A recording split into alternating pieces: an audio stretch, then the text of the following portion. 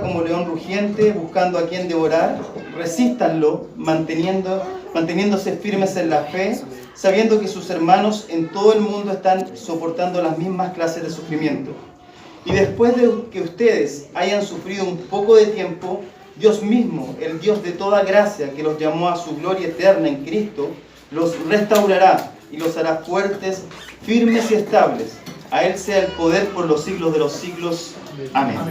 Les invito a que podamos orar. Gracias, Dios, te damos por tu bondad, por tu amor. Gracias por tu palabra, Señor, que podemos compartir esta mañana, que podemos leerla. Gracias, Señor, porque tú nos permites, Señor, poder juntos, Señor, en comunidad, poder compartir tu evangelio. Te damos gracias por eso. Te damos gracias porque nos sentimos bendecidos de poder estar en conjunto, Señor, juntos, Señor, como iglesia, compartiendo tu palabra. Señor, teniendo en cuenta que no tan solo la carta nos arroja luz, Señor, la carta de Pedro nos arroja luz, que en ese tiempo había persecución, sino que el día de hoy tenemos muchos hermanos que están sufriendo persecución y no tienen, Señor, esta bendición de poder estar juntos compartiendo tu palabra. Y estamos agradecidos por eso, Señor. Te pedimos, Señor, desde ya, Señor, que tú des aliento y fuerza a aquellos que están en medio de la persecución, en medio del sufrimiento, Señor. Y que tú, Señor, también nos des la sabiduría necesaria el día de hoy. Y que tu Espíritu Santo, Señor, toque nuestras vidas para que nuestras vidas sean transformadas mediante el poder de tu evangelio, mediante tu palabra. Te damos gracias por todo esto y te pedimos todo esto a través de Jesús. Amén. Amén. Bien, como les decía, estamos en el penúltimo sermón de la serie Esperanza en medio del sufrimiento o Esperanza en el sufrimiento, y que en realidad nos ha llevado por un viaje a través de todas las epístolas de la primera carta de Pedro a esta iglesia. Y como hemos visto más de una vez durante todos estos sermones, el contexto, ¿no es cierto?, general de la carta es una iglesia que está siendo perseguida, que está sufriendo persecución, que de hecho, si leemos los primeros versículos del capítulo 1, nos damos cuenta de que fue expatriada, fue llevada a distintos lugares. Por lo tanto, ese es el contexto, una carta en donde la gente que está recibiendo esta carta necesita ánimo, necesita esperanza en medio del sufrimiento que ellos están precisamente teniendo. Lo hemos repetido más de una vez, como les decía, precisamente es el contexto al cual la carta es dirigida.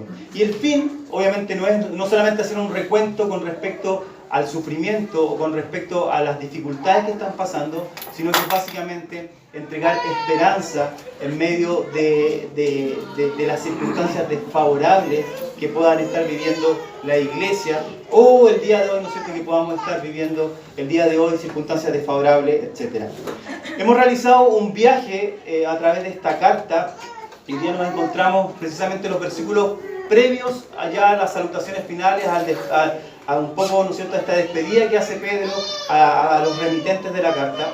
Y hoy día vamos a ver precisamente, y vamos a seguir compartiendo acerca de esta esperanza y cómo debemos mantenernos firmes a pesar de las circunstancias desfavorables que podamos estar viviendo. La carta tiene como fines o tiene como un propósito que es un llamado a mantenernos firmes en medio de la persecución, en medio de las dificultades que podamos encontrar frente a nuestras creencias, pero no es la única dificultad que vayamos a encontrar, sino que básicamente la carta en sí, ¿no es cierto?, y en realidad toda la palabra de Dios nos da esperanza en medio de las situaciones difíciles que se nos puedan presentar en la vida. Si la iglesia en ese tiempo estaba siendo perseguida y necesitaba esa esperanza, el día de hoy a lo mejor nosotros no estamos siendo perseguidos, pero tenemos un montón de problemas que nos pueden aquejar y el llamado es el mismo. Depositen su esperanza en mí, dice Dios. Porque finalmente en Él podemos encontrar precisamente la esperanza necesaria para nuestras vidas. Y en base al texto quiero tocar tres conceptos que vamos a ver el día de hoy. Que el primero es confíen, el segundo es resistan y el tercero es esperen. Confíen, resistan y esperen. Versículos 6 y 7 dice, humíllense pues bajo la poderosa mano de Dios para que Él los exalte a su debido tiempo. Depositen en Él toda ansiedad porque Él cuida de ustedes. Hay una tremenda verdad, y en realidad mientras yo preparaba el sermón durante esta semana y mientras lo volví a repasar ayer, me daba cuenta que muchas veces no le tomamos el peso a darnos cuenta que en realidad Dios es un Dios cercano, que Él cuida de cada uno de nosotros. Pareciese que el ritmo de la vida, pareciese que el ritmo del trabajo, el ritmo que llevamos muchas veces, no nos hace darnos cuenta que tenemos a alguien superior que tiene cuidado de nosotros, que tiene cuidado de las cosas más pequeñas que podamos estar pasando, que tiene cuidado de las cosas a lo mejor donde nosotros a lo mejor nos vemos totalmente desamparados, totalmente solos. Dios está ahí cuidándonos. Él tiene cuidado de sus hijos y por lo tanto la carta de Pedro es una tremenda declaración teológica acerca del cuidado y la esperanza que podamos encontrar en Dios. Y precisamente cuando Pedro está llegando ya al final de su carta, yo mientras leía los versículos y mientras los profundizaba me daba cuenta, wow, cómo es Dios, cómo tiene cuidado de cada uno de sus hijos. Amén. Muchas veces nos quedamos cortos en el concepto de la salvación y nos quedamos solamente en el hecho de que Dios nos salvó y envió a su Hijo a la cruz a morir por nosotros. Pero dice el apóstol Pablo que en realidad eso no es todo, sino que Él ha depositado su Espíritu Santo en nuestras vidas, con el cual podemos clamar, Abba, Padre. Y este Abba, ¿no es cierto?, que muchas veces podíamos ver como muchos niños declaraban, ¿no es cierto?, como papito, como papá. Es esa clase de cuidado que Dios tiene con nosotros. Y es precisamente a ese cuidado, a esa esperanza que Pedro estaba apelando a esta iglesia que estaba siendo perseguida. Pero podía darse cuenta que en medio de la persecución, en medio de la dificultad, había un papito, había un Abba Padre que tenía cuidado precisamente de sus hijos. Amén. Si el llamado en los versículos anteriores, que es precisamente lo que compartía Vladimir la semana pasada acerca de esta forma que primero estas exigencias que Dios le pedía a los dirigentes de la iglesia y le decía en realidad ustedes traten a la iglesia con amor, pero después un poco cambia la dirección hacia la cual iba dirigida, ¿no es cierto?, la exhortación. Le dice, y en realidad a toda la iglesia sean humildes en la relación que tienen unos con otros. Un poco en eso terminaba el versículo de la semana pasada.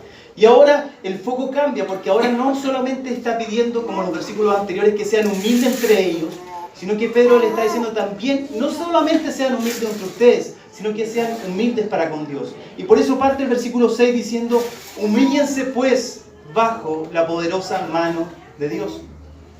Porque hay cierto grado de humildad cuando nosotros reconocemos, o sea, no hay cierto grado, sino que hay una tremenda grado de humildad cuando nosotros reconocemos que necesitamos de Dios.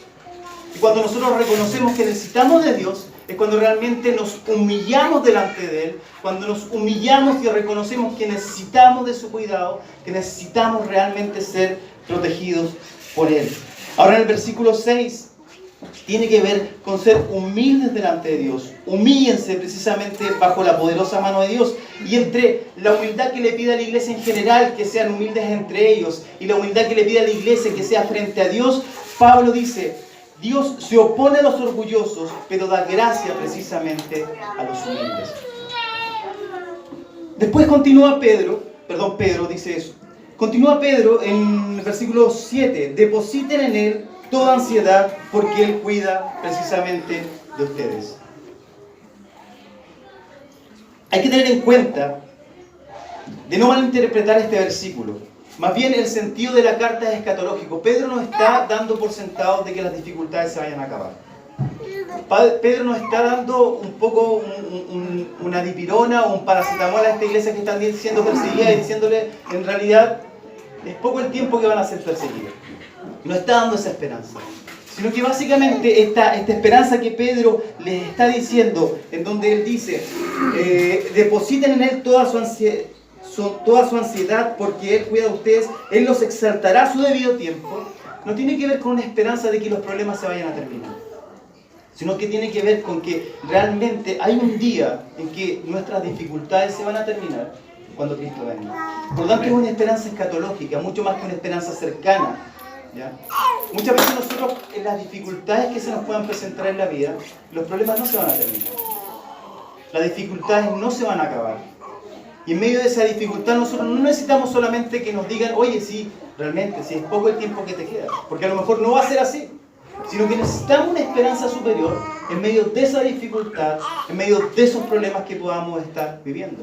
Y es precisamente esta esperanza que Pedro está instando a aquellos que están recibiendo esta carta. Varios autores concuerdan que la exaltación a su debido tiempo serán exaltados tiene que ver con la esperanza de la glorificación de la iglesia y como consecuencia de cada uno de nosotros. Si estamos sufriendo persecución, si estamos siendo muertos, un día van a ser ustedes glorificados, un día ustedes van a ser exaltados cuando Cristo venga. Si hoy día están pasando dificultades, un día esas dificultades se van a acabar. A lo mejor no en la vida presente, pero sí en la vida futura tenemos una esperanza gloriosa de que ya no va a haber más dolor, como dice el libro Apocalipsis, ya no va a haber más llanto, ya no va a haber, ¿no es cierto?, más sufrimiento, sino que vamos a poder gozar y disfrutar de la presencia de nuestro Señor. Y esa es una tremenda esperanza. Es una tremenda esperanza saber que pese a las dificultades, que pese a los problemas que podamos estar viviendo, hay una esperanza futura para nuestras vidas. Amén. Muchas veces cometemos errores al pensar o al malinterpretar estos textos. Y pensamos, ¿no es cierto?, que esta exaltación al debido tiempo tiene que ver con un ascenso en el trabajo, con una posición en la iglesia, con que se acaben los problemas. Pero no, Pedro no está diciendo eso. No está diciendo eso porque muchas veces pareciese, creo que lo dije en el sermón que me tocó predicar la vez pasada, parece que va súper amarrada la iglesia con la persecución, la iglesia con los problemas. Jesús mismo dijo, en el mundo van a tener aflicción, pero confíen en mí que yo he vencido al mundo. Básicamente lo que Pedro les está diciendo, a pesar de las dificultades que están pasando, gloríense y esperen en el Señor, porque un día ustedes van a ser exaltados, un día la iglesia va a ser glorificada, un día realmente ustedes van a poder disfrutar de esta tranquilidad, de este gozo, de esta paz, de este shalom que Dios les promete en Cristo Jesús. Amén. Versículo 7. Depositen en Él toda ansiedad. Nuestro grado de dependencia en Dios es una manera práctica de humillarnos, y es precisamente esta manera práctica es confiar en Dios ciegamente, teniendo certeza que precisamente es Él el que cuida de nosotros. Qué gran diferencia con otras religiones en donde este Dios está tan lejano, en donde el Dios está tan lejano de su creación, pero sin embargo en el Dios que nosotros servimos es un Dios que está cercano, es un Dios que tiene cuidado de nosotros. Jesús exponía, ¿no es cierto?, y les decía a la gente que lo escuchaba, si en realidad Dios tiene cuidado de las aves silvestres, si Dios tiene cuidado de las flores, ¿cuánto más Dios no va a tener cuidado de ustedes? Y Pedro está aludiendo a esto. Echen sobre Dios sus cargas, echen sobre Dios, ¿no es cierto?, esta ansiedad que puedan estar viviendo. Yo me pongo en el caso de esta iglesia que está sufriendo persecución, en esta iglesia, ¿no es cierto?, que está precisamente siendo perseguida. ¿Cuánta ansiedad había en ellos? ¿Cuánta ansiedad de que un día iban a golpear su puerta y los iban a sacar a lo mejor de sus hogares? ¿Cuánta ansiedad había, ¿no es cierto?, o miedo muchas veces a salir a la calle, a hablar con alguien que no vaya a ser alguien infiltrado y se lo iban a matar? Todo ese tipo de ansiedades. En el día de hoy, obviamente, muchos de nosotros no hemos sufrido persecución, pero sufrimos igual de ansiedades. De hecho, hay estudios que nos muestran que el gran índice de enfermedades de ansiedad ha ido en aumento. Por lo tanto, ¿por qué estamos ansiosos? ¿Por el día de mañana? Dios nos pide que no nos estemos ansiosos por el día de mañana, porque Él tiene cuidado de nosotros. ¿Por qué estamos ansiosos por un trabajo mejor? ¿Por qué estamos ansiosos por el problema que estamos viviendo? Sin embargo, la palabra es súper clara. Si para el tiempo de Pedro echen sobre la ansiedad por la dificultad que están pasando, por la persecución que están viviendo, el llamado a la iglesia el día de hoy es: echen la ansiedad sobre mis hombros, porque yo tengo cuidado de ustedes. Echen toda ansiedad sobre mis hombros, porque yo tengo precisamente cuidado de ustedes. Humíllense bajo la poderosa mano de Dios. Él los va a exaltar a su tiempo. Echen. Algunos autores, ¿no es cierto?, nos hablan del concepto de echar, que era como arrojar. Arrojen sobre Dios sus ansiedades. Arrojen sobre Dios los problemas que puedan tener, porque Él tiene cuidado de ustedes. Qué tremenda declaración de un Dios que está cercano, preocupado de cada uno de nosotros. Amén. Si pensábamos que estábamos solos en el mundo, si pensábamos que estábamos totalmente aislados, quiero decirle que eso es totalmente falso. Porque Dios tiene cuidado de nosotros. Dios tiene cuidado de nosotros en lo más mínimo. Dios trabaja 24/7. No es un sistema de urgencia que uno lo llama, ¿no es cierto? No sé si usted llama al sistema de alarma que uno llama y sí, vamos en 5 minutos y nunca aparecieron. O uno llama, ¿no es cierto?, a bomberos, a carabineros, a un montón de servicios ciudadanos que precisamente tratan de cuidar de nosotros y se demoran más de la cuenta. Hace poco, creo que el día de ayer o anteayer salió las noticias acerca de una muchacha extranjera que había llamado a un servicio de urgencia y ella decía, ayúdenme, ayúdenme. Y la gente decía, ya, pero que no te entiendo, y al final la niña terminó muriendo. Dios no es ese tipo de Dios. Dios no es un Dios, ¿no es cierto?, que lo llamemos y nos va a dejar en la línea de espera. No un Dios que se va a demorar frente a nuestras circunstancias, sino que es un Dios que tiene cuidado de nosotros. Amén. El Salmo 37:5 dice, encomienda al Señor tu camino, confía en Él y Él actuará. Hará que tu justicia resplandezca como el alba, tu justa causa como el sol de mediodía. Salmo 55:22, encomienda al Señor tus afanes y Él te sostendrá. No permitirá que el justo caiga y quede abatido para siempre. Y así como estas dos muestras, hay un montón de versículos que nos hablan que depositemos nuestra confianza y nuestra esperanza precisamente en el Dios cercano que servimos. Porque no es un Dios que tenga sus oídos cerrados, no es un Dios ciego que nos vea nuestras circunstancias, sino que es un Dios preocupado de cada uno de nosotros, aún en lo más mínimo que podamos necesitar. El verbo echar significa la acción de esforzarse por arrojar algo lejos de nosotros. Describe una acción deliberada.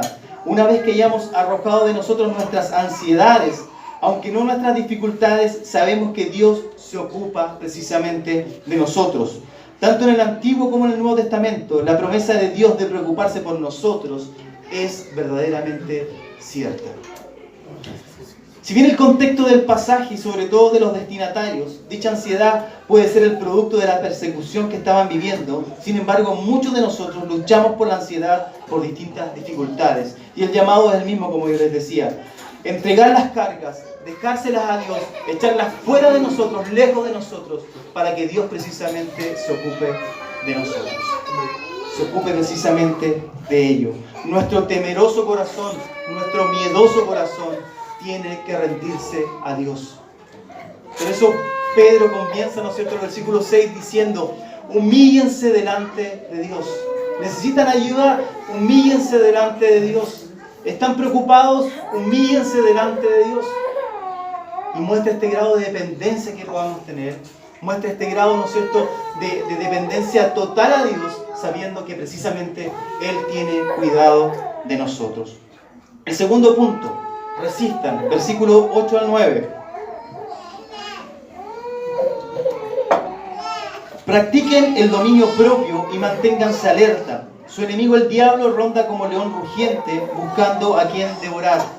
Resístanlo, manteniéndose firmes en la fe, sabiendo que sus hermanos en todo el mundo están soportando la misma clase de sufrimiento. Si bien el primer llamado es a la humildad y a la dependencia de Dios, al humillarnos delante de Él, porque sabemos que Él cuida de nosotros, el siguiente llamado que Pedro está haciendo a esta iglesia que está siendo perseguida es: manténganse alerta y tengan dominio propio. Otros autores dicen o traducen este texto como: presten atención, realmente despierten.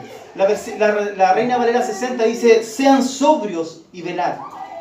Básicamente, la idea es estar en todos nuestros sentidos y vigilando a las fuerzas tanto externas como externas que quieran precisamente destruirnos.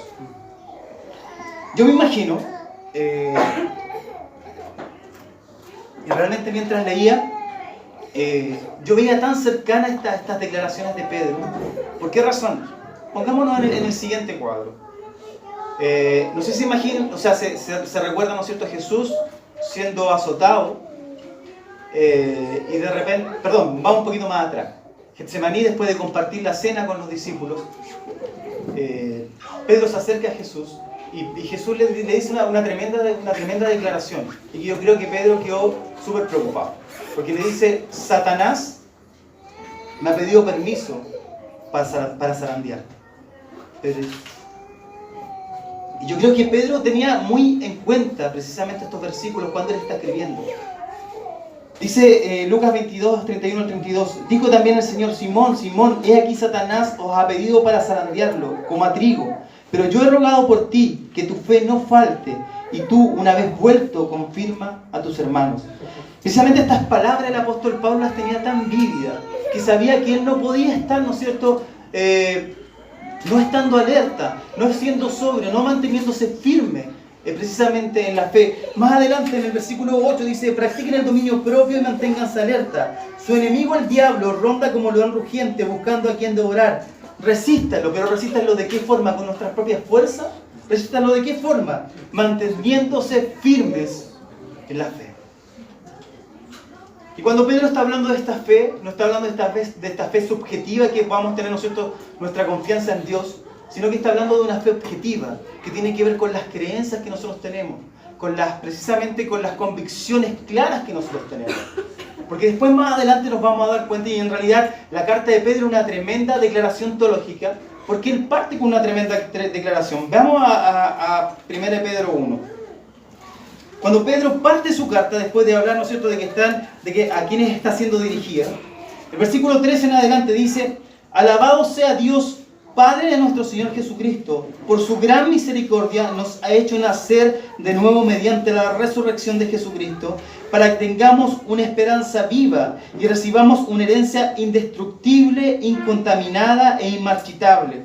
Tal herencia está reservada en el cielo para ustedes, a quienes el poder de Dios protege mediante la fe hasta que llegue la salvación que se ha de revelar en los últimos tiempos. Esto es para ustedes un motivo de gran alegría, a pesar de que hasta ahora han tenido que sufrir diversas pruebas por un tiempo. El oro, aunque perecedero, se acrisola al fuego. Así también la fe de ustedes, que vale mucho más que el oro, al ser acrisolada por las pruebas, demostrará que es digna de aprobación, gloria y honor cuando Jesucristo se revele. Ustedes lo aman a pesar de no haberlo visto, y aunque no lo ven ahora, creen en Él y que se alegran con un gozo indescriptible y glorioso, pues están obteniendo la meta de su fe, que es su salvación. Es una tremenda declaración, porque Pedro dice: en realidad Dios los conoció, los llamó, los ha llamado a salvación y los está protegiendo. Y esa es una tremenda alegría. Esa es una tremenda alegría. La expresión pareciese aterradora cuando Pedro está diciendo: oye, en realidad Satanás va a andar como león rugiente buscando a quien devorar. Pero si no fuera por la revelación de Dios que nos da en su palabra, que Él tiene cuidado de nosotros desde el principio de nuestra salvación hasta el fin de nuestra salvación, pareceríase una declaración súper aterradora. Cuando nosotros tenemos clara nuestra fe, cuando nosotros tenemos clara nuestra esperanza en un Dios que tiene cuidado de principio a fin de nosotros, sí hay motivos para aterrarse, sí hay motivos, ¿no es cierto?, para echarse al miedo, porque sabemos que Dios no tiene control de nada. Pero cuando nosotros tenemos nuestra fe clara, nuestras declaraciones de fe claras, podemos tener cuidado y podemos tener certeza de que pese a las dificultades que podamos vivir, Dios tiene cuidado de nosotros. Y por eso Pedro abre esta carta diciendo: en realidad Dios los llamó, los ha elegido en Cristo y les ha dado una esperanza y les va a dar una herencia que es indestructible, que es incontaminable. Tal herencia está reservada en los cielos para ustedes, a quienes el poder de Dios protege. Esto es tremendo para una iglesia que está siendo perseguida. Amén. Darse cuenta de que Dios los protege, de que Dios los ha llamado y de que su salvación está tan segura y que su herencia está tan segura, porque es precisamente Dios el que tiene cuidado de ellos. Amén, Señor.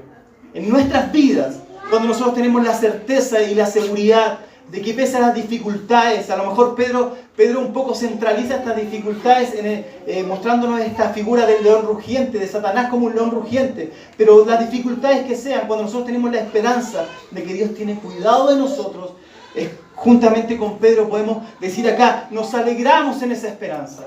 Amén. Porque Dios tiene cuidado de nosotros.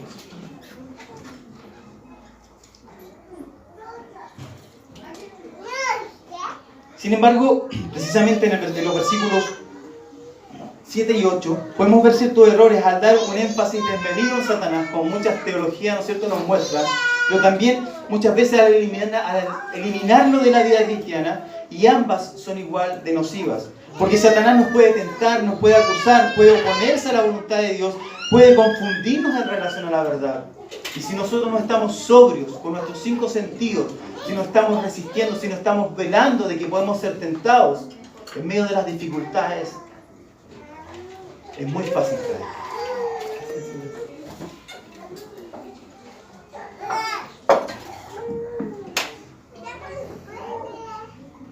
Cuando nosotros en medio de la soledad no tenemos claro de que Dios tiene cuidado de nosotros, es súper fácil caer en una depresión. Cuando en medio de las dificultades pensamos que estamos solos, es súper fácil ahogarnos en los problemas. Sin embargo, cuando nosotros tenemos la claridad y la esperanza que nos entrega su palabra, donde eso no solamente nos da una esperanza futura, como lo leíamos en un principio, de que en algún momento o en algún punto de la historia Dios nos va a glorificar y nos va a exaltar, sino que nos da una esperanza cercana, de que Él cuida hoy día de nosotros. Que Él cuidó desde la eternidad, nos ha cuidado. Y que en su debido tiempo nos llamó a salvación. Y que en medio de esa salvación Él tiene cuidado de nosotros. Y en medio de esa salvación, a pesar de las dificultades y problemas, Él cuida de nosotros. Y que nuestra herencia y nuestro futuro está asegurado en Él. Porque es un Dios cercano, que se ha revelado a su pueblo y nos ha hecho partícipe de su pueblo, nos ha hecho partícipe de su familia. Y por eso, ¿no es cierto?, pone su Espíritu Santo con el cual podemos clamar a Papá Padre. Porque es un Dios que tiene cuidado en el pasado, en el presente y en el futuro. Tercero, esperen, versículo 10 al 11. Y después de que ustedes hayan sufrido un poco de tiempo, Dios mismo, el Dios de toda gracia, que los llamó a su gloria eterna en Cristo, los restaurará y los hará fuertes, firmes y estables, al ser el poder por los siglos de los siglos. Amén. Aquí básicamente lo que Pedro está haciendo es poner un comparativo. Si el sufrimiento es corto, no se compara con la esperanza y la gloria futura que es eterna. Ustedes van a sufrir por un poco de tiempo y a lo mejor les va a costar toda su vida. A lo mejor a los que tienen 30, 40 y van a morir a los 70, 30 años de sufrimiento. Pero esos 30 años de sufrimiento no se comparan con la gloria futura que pasaremos con Cristo. Amén. Y básicamente eso es lo que está haciendo Pedro. El sufrimiento es pasajero. Debemos tener conciencia que en el mundo tendremos aflicción y la iglesia y el sufrimiento irán de la mano hasta la redención completa de su pueblo. Por lo cual debemos esperar sufrir sí o sí en el mundo. Pedro apela no solo a lo limitado del sufrimiento, tiene una fecha de caducidad, sino que a las promesas de Dios. Y el versículo 10 es una tremenda declaración acerca de la promesa de Dios. ¿Por qué? Porque el versículo 10 nos dice, leámoslo, dice, y después de esto ustedes que hayan sufrido un poco de tiempo, Dios mismo, primero, el Dios de gracia, segundo, que los llamó a su gloria eterna en Cristo, tercero, los va a restaurar, cuarto, los hará fuertes, quinto, los hará firmes, sexto, los hará estables. El Dios de gracia, el Dios que nos llamó, el Dios de gracia que nos ha llamado a disfrutar de su gloria eterna en Cristo. No existe comparación en el tiempo presente, a la dificultad del tiempo presente, a los problemas que podamos estar presente pasando, frente a precisamente a esta gloria futura, a esta gloria eterna que podemos tener en Cristo. Amén. A esta gloria eterna que podemos disfrutar no por nuestras propias obras, no por nuestras propias acciones, sino porque el Dios de misericordia nos ha llamado. El mismo Dios restaurará nuestras vidas. El significado básico de la palabra griega restaurar es de arreglar lo que ha estado roto de tal modo que quede íntegro de nuevo. Esta vida que estaba totalmente rota es rehecha, es reconstruida en Cristo, desde hoy hasta la eternidad. Ese mismo Dios es el que nos fortalecerá, el que nos hará firmes y el que precisamente nos establecerá. Veo nuevamente a Pedro pensando en la noche de Getsemaní y a lo mejor recordando esas palabras de que el diablo lo iba a zarandear, pero Jesús también da la esperanza de que en realidad Él iba a orar para que su fe no flaqueara. Tanto el versículo 7 como el versículo 10 dan cuenta de una tremenda verdad, la verdad precisamente de la adopción.